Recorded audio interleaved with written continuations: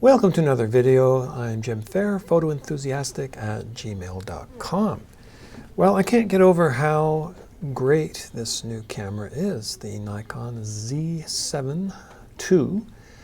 The color out of it has just been amazing. And I don't know how to explain it. The quality of the images is just so far and above the quality of images I've ever seen out of any digital camera, that I'm just blown away by even very, very simple things like this photo of a chess set with the contrasting blue and yellow colors.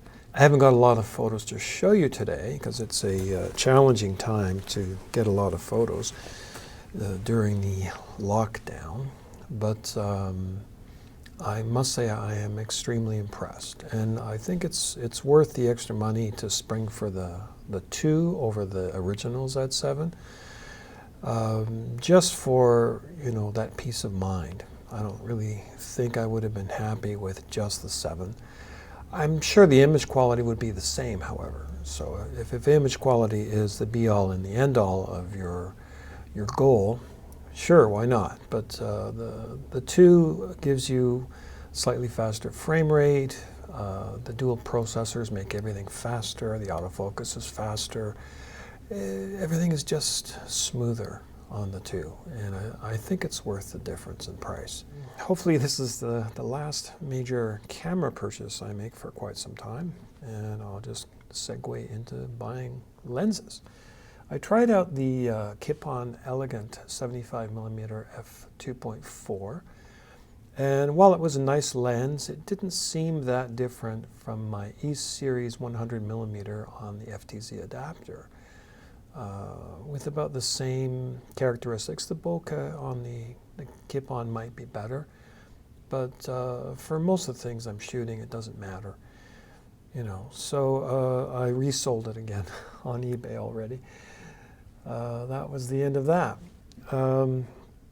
The copy that I had was missing the metal lens hood. The metal lens cap, as one reviewer noted, is a screw-on, which is pretty useless as a lens cap.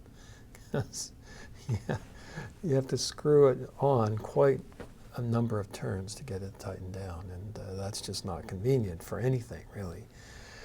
And having the lens hood would have been nice, because then that could sort of substitute as a cap when you're out in the field, right? So make sure that front element doesn't get hit with anything. I'm not a big UV filter fan. Perhaps I would be if I had a really expensive lens with a huge front element.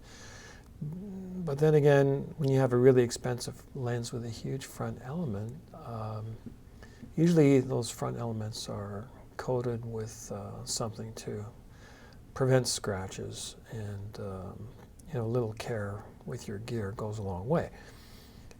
Some photographers seem to feel that the more they bash their gear, the better photographers they are. Well, I tend to baby my gear a little bit, but you know, I'm just a little bit of a gearhead at times. But you know, photography is sort of where my brain is at, and you know, I think I'm improving. It takes time. All these things take time. So anyway, I just wanted to do a quick little video to say how much I'm enjoying the Nikon Z7 II.